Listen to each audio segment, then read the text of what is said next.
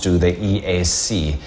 And in studio with me right now, I have Honorable Ayuel Tauping Malek, leader of South Sudan Liberation Movement Diaspora, especially when it comes to Kenyan chapter. Welcome to Africa Speaks as we have this discussion. Now, South Sudan joined the East Africa community, and that has seen the country continue to grow every other new day. As you speak today as the leader and the chairperson of the Kenyan chapter of SPLM, what exactly are your roles? Thank you. Thank you. First of all, I would like to say thank you for hosting me this afternoon. Oh. And before I also answer your question, I would like to pass my condolence message to the people of Kenya. Yesterday, most of us saw it through news that we have lost one of academic pillar, Professor George Magoha, who has been viewed by many people, including myself, as somebody who have installed public discipline in academic sector, and someone who has also come to Kenya to study. I believe is the person worth our messages of condolence, and may God rest his soul in peace. Just to come to your question, South Sudan is a new country, as you said, and the institution I lead is a political party. It's called Sudan People Liberation Movement, shortened as SPLM. It is a movement that started in 1983, founded by our late father, Dr. John Garang de Mabior, and also deputized by our current chairman, and also who is the president of the Republic of South Sudan, General Salva Kiir Mayardit. The mission of SPLM, as most of people in East Africa knows, is a revolutionary party. It is a revolutionary party, yes, but it was a movement which has its branch, or I would say its military wing. So this is a party that has fought for the liberation of the country, and most of the time South Sudanese came to Kenya, Uganda, and Ethiopia. So the movement felt it is also good. We have our diaspora chapters where we will be able to engage our people on current activities, political activities in the country. And my main mission in Kenya was to organize, mobilize, and recruit our members so that they can eventually get registered to have a legal status of the party, those who wish to be members of the party. So that is my main purpose in Kenya. So I'm the chairman of the SPLM chapter in Kenya. In Kenya. I don't want it to be seen like I'm the chairman of the whole party, because we have our chairman, who is none other than His Excellency the President, Salva Kiir Mayardit. Yeah. And you talk about your role in Kenya, to be specific, and recruiting new members. We note that South Sudan will be going to elections in 2025. So how is that being taken back home? Where are we with regards to preparations towards that?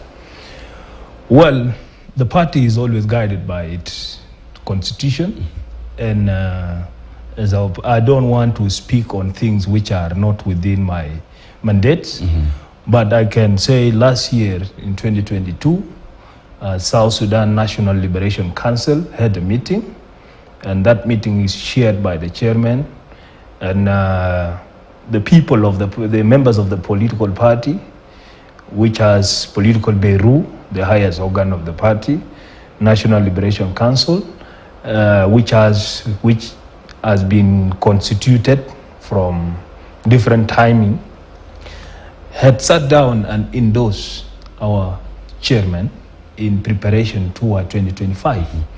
And that is the goal of our party. You know, as they always say, there is no shortcut to leadership. The results of winning always come from preparation. So SPLM, political party, decided or found it is possible, we organize ourselves as early as possible. So our main purpose is to mobilize our people so that we gear them towards voting for our presidential candidates, because if you realize, the only member we can vote for is a presidential candidate, because other position will be elected within the country. But right now, we are only preparing so that in the event we will have polling station in Kenya, our people will be prepared, and we continue to sell our agenda to them. Our manifesto, our vision, our mission, will continue to tell our people so that at least we are able to mobilize them, because SPLM is a democratic party, and we hope by the time of election, most of our people will be registered with SPLM. Just last week, 2020, on day 21st, January 2023, sorry, we launched political activities, and we sworn in the members who are going to be serving in different capacity in the secretariat. And we have now started mobilizing our people, and people are responding very positively.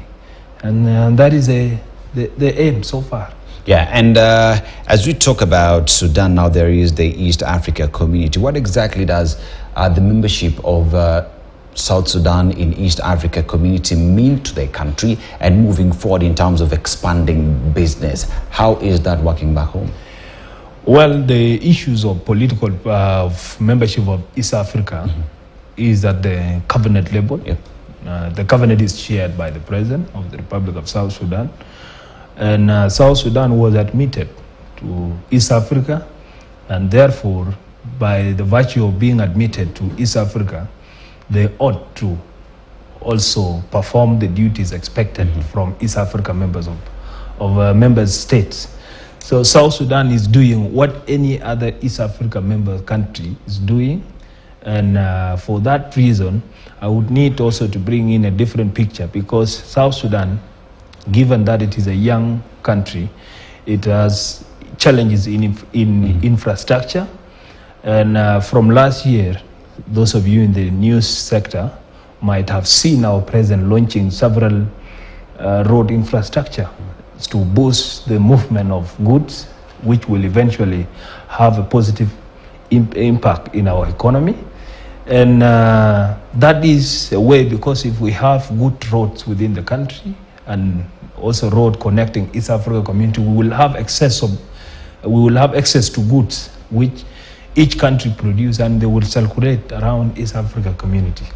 So South Sudan is implementing what East Africa mandates each member state to do, and I think South Sudan is on the right track. And on East Africa community, South Sudan has waived visa for Kenyans who want to travel to South Sudan, and that brings the question of, if I'm a Kenyan, I want to invest in South Sudan, how easy is it for me to do business in South Sudan? Because at the end of the day, as a Kenyan moving to South Sudan and I want to set up business, how easy is it for me? First of all, you said the case South Sudan has waived the visa to people, to members of East Africa. That's true. To large extent, I can say the major start to do business is when you have legal status. So if you are granted a visa, then you go to the country, you apply through legal procedures, and those procedures, if you follow them, you will eventually be granted an opportunity to do business, the kind of business, as long as it is not illegal business. Because South Sudan is like any other country. It has its laws, it has a constitution, it has government that protects the constitution, and for that reason, each member or any business individual coming to the country is expected to comply with the rule of the law in that country. So South Sudan, so far there are many people living in South Sudan and they are doing business, and it is my assumption that when they are doing business, they have followed certain criteria set out in the constitution. So what used to affect our businesses or business in South Sudan was war. But for the last 2 years and a half, you have seen calm. So people are back to normal. There is rapid growth in the country in terms of infrastructure, in terms of also political maturity, because you realize the government of South Sudan is a shared government. As much as SPLM is a ruling party, there was a conflict that resulted to peace agreement that is being implemented currently. So I would say business-wise, people are doing business, and we welcome everyone. Although our role as a political party is to make sure the country also does its best, and that's what our current chairman is doing, as much as we have political challenges. Yeah, and when we're having this discussion a bit earlier, just going through what is happening in South Sudan, we had this conversation in terms of security in South Sudan, because people tend to shy away from going to South Sudan because there is fear that there is insecurity. As someone who has lived in South Sudan, now you're in Kenya, you are a leader of political affairs in Kenya. What is your message to the world out there? Well, I would say South Sudan has been fairly subjected to criticism, unfairly subjected to criticism, or it has been put by a media that is a country when you see South Sudan, what comes to your mind is war, which is, I would say, is because those who intend to project those information had a certain agenda. Because otherwise, I've never seen, since I came to Kenya, a TV show running, showing some of the good aspect happening in the country. The only thing I would see in the headline always is when there is war in South Sudan, that's the only thing you can see, which sometimes I feel that is unfair treatment to the South Sudanese people, because there are many good things happening. There are road infrastructure. Yesterday, our president launched one of the roads within South Sudan. It has never reached the news.